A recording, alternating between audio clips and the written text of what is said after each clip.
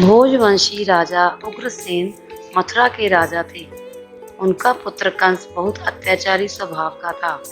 कंस ने राजा उग्रसेन को गद्दी से उतारकर कारागार में डाल दिया। प्रणाम पिताजी। जीते रहो पुत्र। सैनिकों, गिरफ्तार कर लो इन्हें।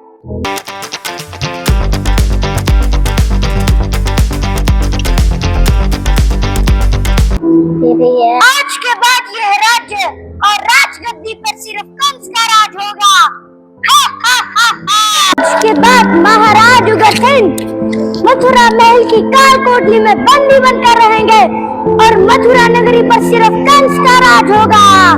हा, हा, हा, हा।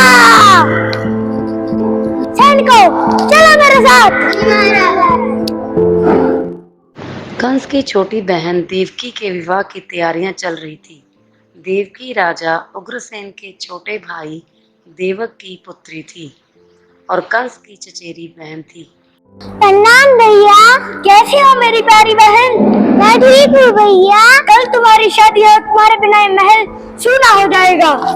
भैया, आपकी भी मुझे बहुत याद आएगी। सैनिकों, चलो मेरे साथ।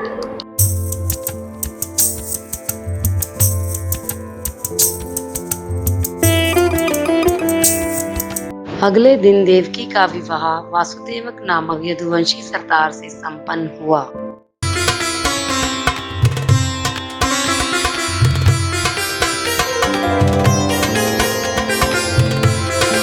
महाराज वासुदेव, मैं अपनी बहन से बहुत प्यार करता हूँ, इसलिए मैं उसको खुद उसके ससुराल छोड़ के आऊंगा।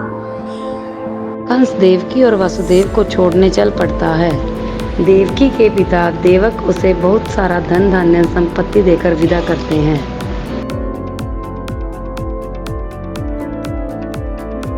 कंस देवकी और वासुदेव के साथ वार्तालाप करते हुए अभी आधे रास्ते ही पहुंचा था कि रास्ते में एक आकाशवाणी होने लगी।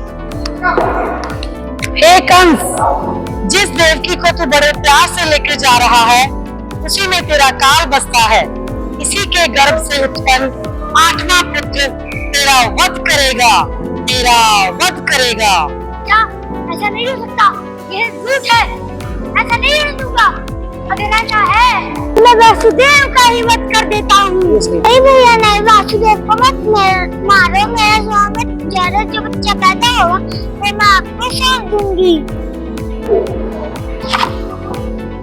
ठीक है, पर तुम दोनों मथुरा महल की काल कोठरी में बंदी बनकर रहोगे। हा, हा, हा, हा। ले जाओ इन्हें यहाँ से, काल कोठरी में बंद कर दो। कंस ने वसुदेव और देवकी की एक बात न सुनी और वसुदेव और देवकी को कारागार में डाल दिया। देवकी और वसुदेव दोनों बहुत हताश हो रहे थे। महाराज, मैं आपसे माफी मांगती हूँ। आपको मेरी वजह से यहाँ रहना पड़ रहा है। मैं आपकी इतना कारण बनी हूँ। नहीं देवकी, मैं तुम्हारे साथ विवाह करके बहुत पसंद हूँ और एक दिन हमें कंस के पापों से जरूर मुक्ति मिलेगी। भगवान हमारी जरूर सुनेंगे। देवकी वसुदेव कारागार में दुख भोग रहे थे। कंस देवकी और वसुदेव को धमकाता रहता था। देवकी और वसुदेव का बच्चा पैदा होता तो कंस उसे छीन लेता। सैनिकों, चलो मेरे साथ।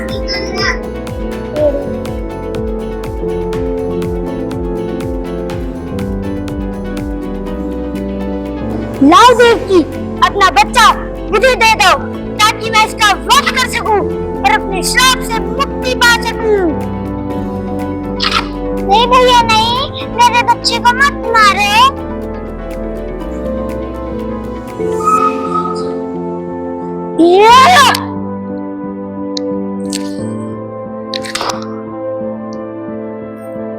हा, हा, हा, हा।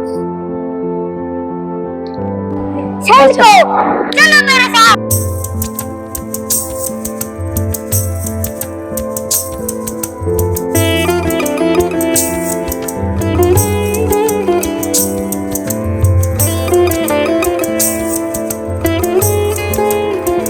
हे भगवान, हमें कंस के अत्याचारों से कब मुक्ति मिलेगी? उठो अपनी आंखें खोलो। बहुत ही क्रूर और अत्याचारी राजा था।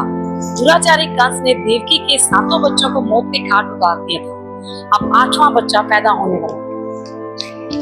सैनिकों, देवकी के 8वें पुत्र आने का समय हो चुका है, इसलिए पहरा और बढ़ा दिया जाए। हा हा हा हा।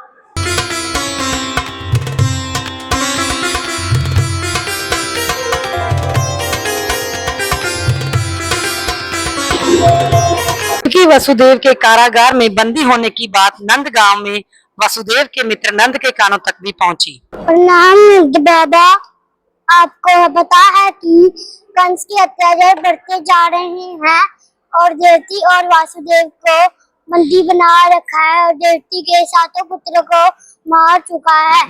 अब वो 8वें पुत्र को मारना चाहता है। क्या? ये तो बहुत गलत है। देवकी और वासुदेव की मदद करनी चाहिए और उनके 8वें पुत्र को बचाने के लिए कुछ सोचना पड़ेगा।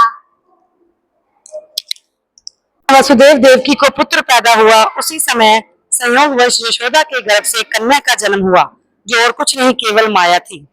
भाद्रपद की कृष्ण पक्ष की अष्टमी को रोहिणी नक्षत्र में श्री कृष्ण को जन्म हुआ। उनका जन्म लेते ही काल कोठरी में रोशनी फैल गई। वसुदेव के सामने भगवान स्वयं आए और कहा, वसुदेव, मैं बालक का रूप लेकर देवकी के गर्भ से जन्म ले चुका हूँ।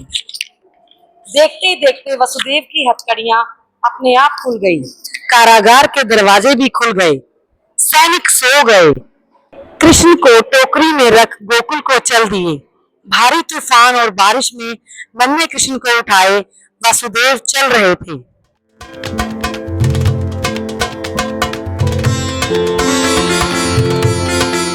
मित्र नंद, मैं तुम्हें अपना पुत्र आज सौंप रहा हूँ, ठीक है? यशोदा अभी गहरी नींद में सो रही है, तो मैं इस बालक को यशोदा की बगल में सुला देता हूँ।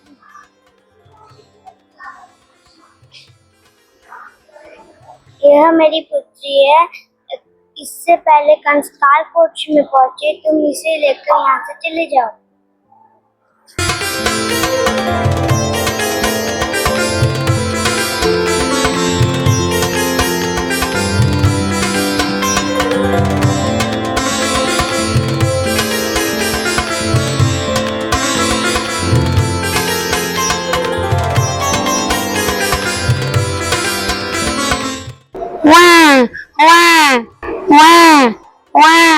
अरे सुनो सुनो, जी तो देवकी के बच्चे की रोने की आवाज है। चलो महाराज को बताते हैं।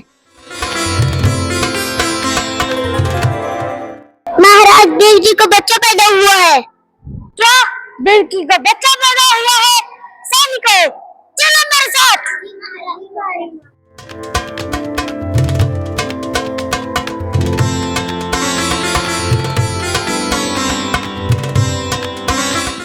बच्चा मुझे दे दो। आओ देवकी, अपना बच्चा मुझे दे दो। नहीं भैया नहीं, मेरे बच्चे को मत मारो, ये तो पुत्र भी नहीं है, ये तो पुत्र ही है। क्या तुमने पुत्र को जन्म दिया है? लगता है मेरे प्रकोप से तो भगवान भी डर गए, इसीलिए उन्होंने पुत्र की जगह पुत्री को भेज दिया। हा हा हा हा। फिर मैं इसे भी नहीं छोड़ूंगा, मैं इसे भी मार दूंगा।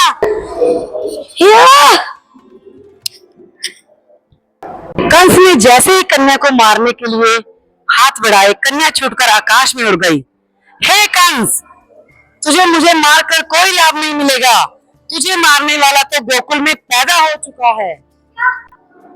क्या? बच्चा कहाँ गया? बच्चा कहाँ है?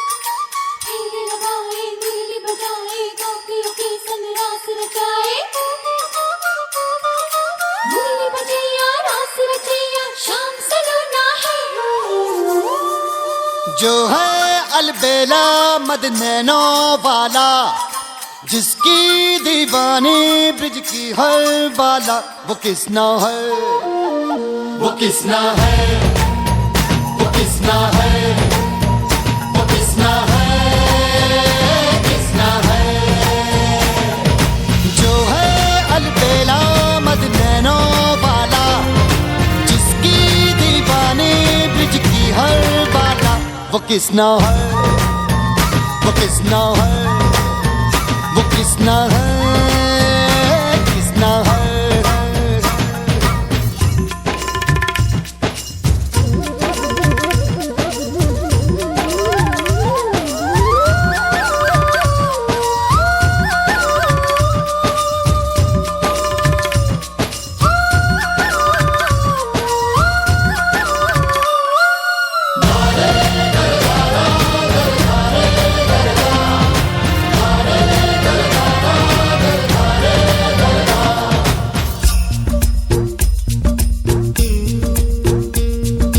प्यार में डूबी प्यार में खोही, प्यार की धुन में जागी न सोही। प्यार में डूबी प्यार में खोही, प्यार की धुन में जागी न सोही। दुनिया से है वो अनजानी, सब कहते हैं प्रेम दीवानी।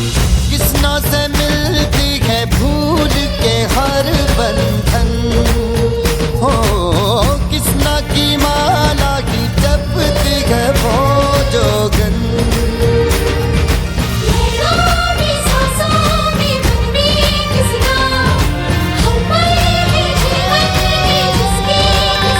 वो राधा है,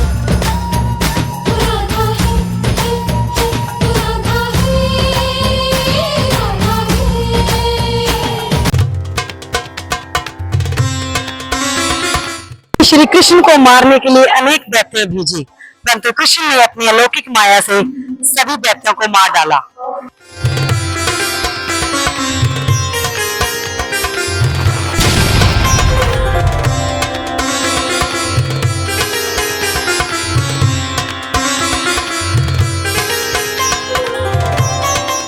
श्री कृष्ण ने कंस को मारकर राजा उग्रसेन को राजगद्दी पे बिठाया। उसी दिन से श्री कृष्ण के जन्म महोत्सव को सारे देश में हर्षोल्लास से जन्माष्टमी के रूप में मनाया जाता है।